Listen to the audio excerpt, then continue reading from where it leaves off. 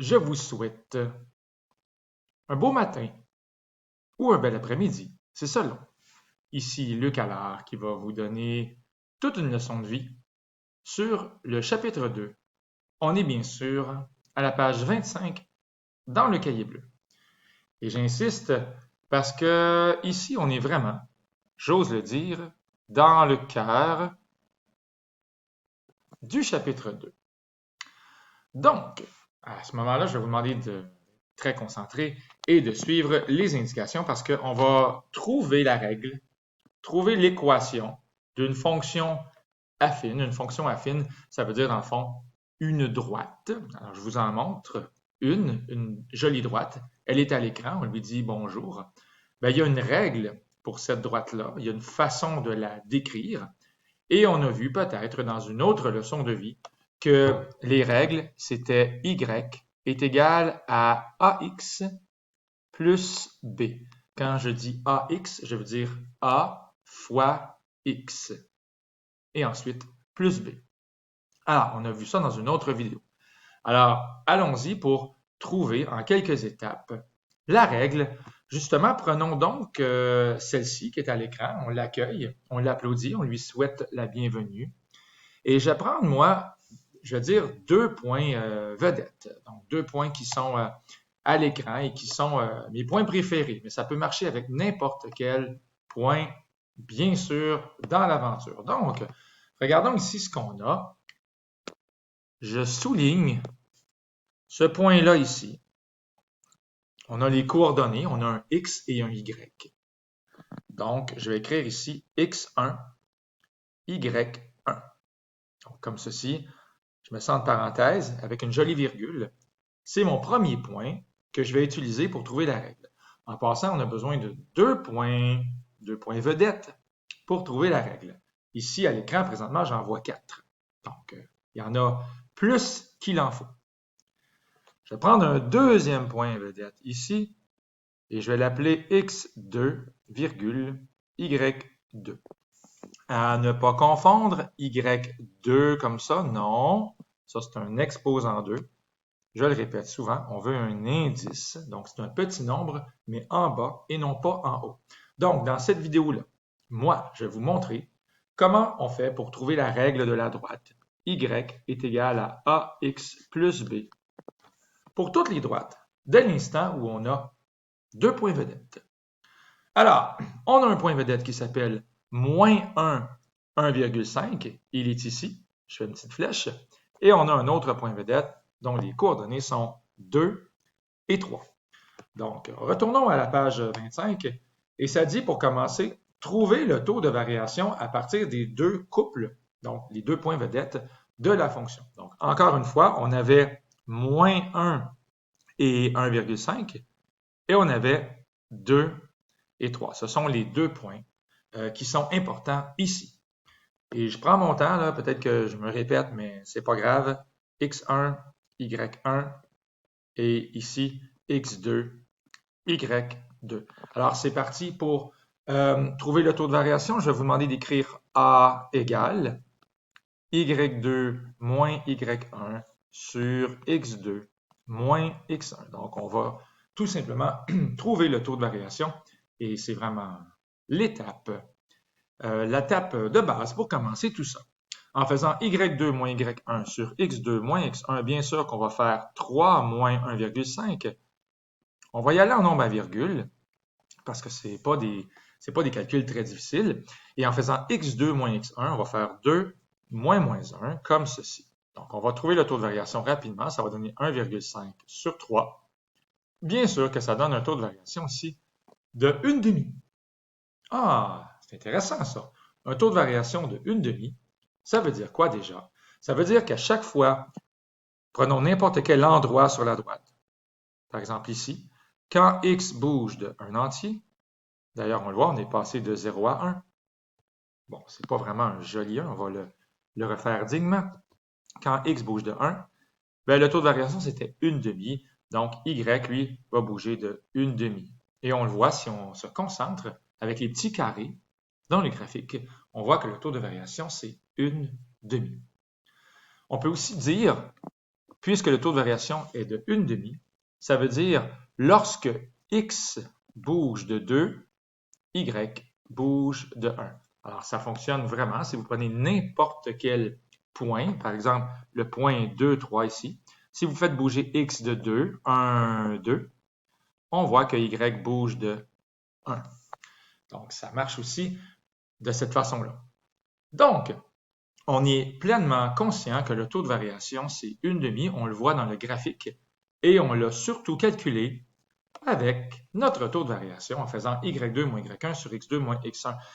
Alors, on y va. La deuxième étape. Ici, c'est écrit f parenthèse x, on dit f de x. Pour l'instant, ne soyez pas trop traumatisés. C'est la même chose que y, comme dans y égale ax plus b. On va substituer le taux de variation, oui, à la place de a, on va écrire le taux de variation qu'on vient fièrement de trouver. Donc, le taux de variation, c'est toi ici. C'est 1/2. Regardez, je vais clairement remplacer ce qui est en jaune avec ce qui est en jaune. La lettre A, le taux de variation va devenir 1/2.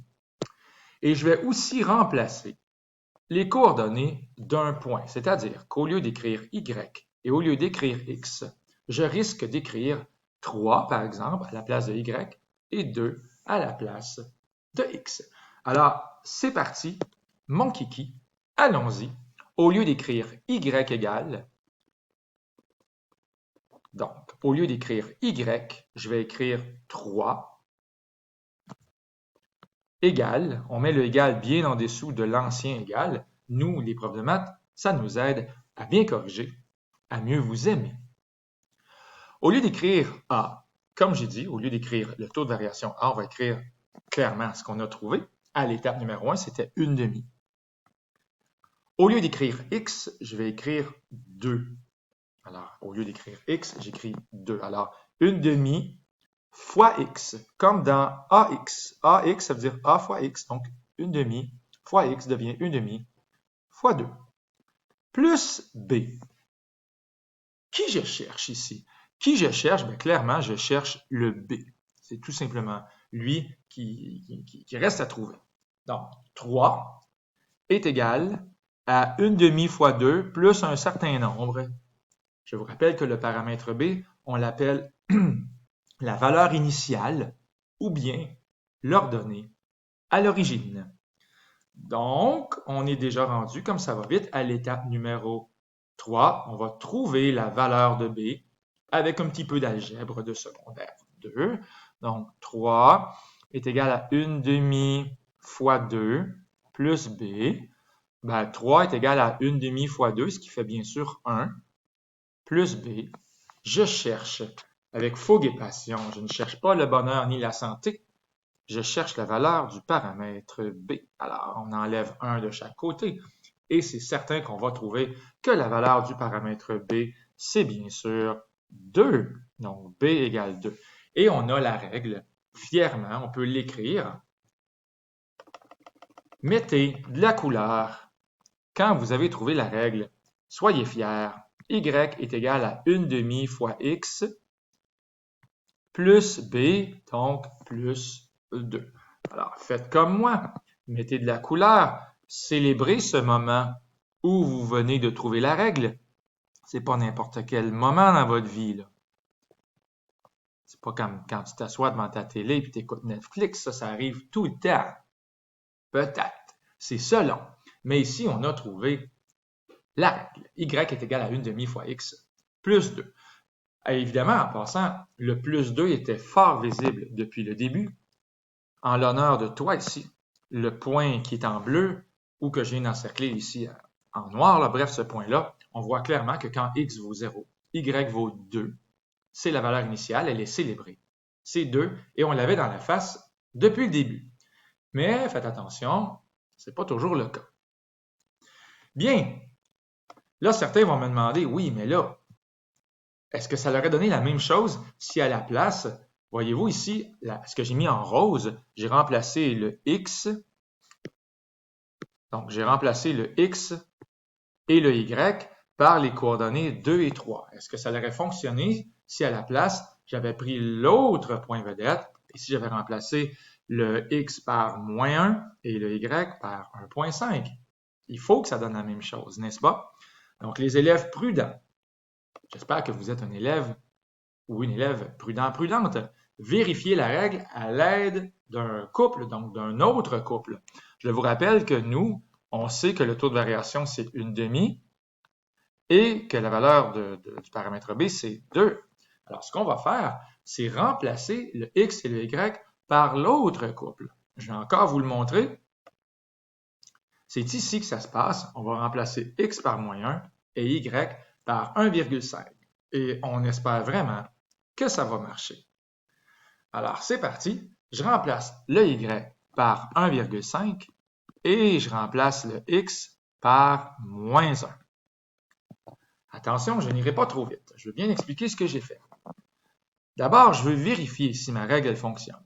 Je vous invite à mettre un point d'interrogation en haut du égal. On est en train de se garder une petite humilité. Une humilité, ça veut dire on n'est pas sûr de tout dans la vie. Est-ce que ça va vraiment fonctionner? On fait notre petite prière. Avez-vous remarqué aussi comment j'ai remplacé le x par moins 1? J'ai mis comme une parenthèse. Ce n'est pas nécessaire. On aurait pu juste écrire fois moins 1. On aurait pu écrire exactement comme j'ai écrit un petit peu plus haut, tantôt, quand j'ai écrit 0,5 fois 2. Mais on peut aussi, à la place d'écrire fois 2 ou fois moins 1 dans ce cas ici, pas mettre de fois et juste mettre une parenthèse exactement comme je viens de le faire ici. De toute façon, ça va fonctionner et on est très content parce que 1/2, est-ce que c'est vraiment, pas 1/2, pardon, mais 1,5, est-ce que c'est vraiment égal à 1/2 fois moins 1, ce qui fait moins 1/2, plus 2? Est-ce que ça fonctionne? Et la réponse est oui, bien sûr, parce que ça fait 1,5 de chaque côté. Et là, on n'a pas besoin de mettre de point d'interrogation parce qu'on sait que c'est égal. On dessine plutôt un emoji de notre choix.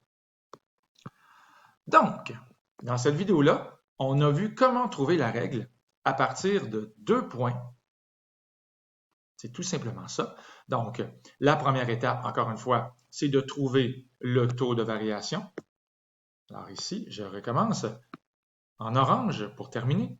La première étape, de trouver le taux de variation. Donc, voilà. La deuxième étape, c'est de substituer ou de remplacer le taux de variation. On l'a remplacé ici par 1/2, ainsi qu'un x et ainsi qu'un y d'un point vedette qu'on choisit. Ensuite, avec de l'algèbre, on trouve la valeur de b. On écrit la règle fièrement, on met de la couleur. On met de la couleur. Et finalement, de vérifier la règle avec des petits points d'interrogation, c'est très charmant, avec un autre couple. Quand on sait faire ça, quand on sait trouver la règle, ben on peut faire beaucoup de problèmes. Donc voilà, c'était la vidéo pour la page 25 dans le cahier bleu. Et c'est Luc Allard qui vous dit au revoir et bon chapitre 2.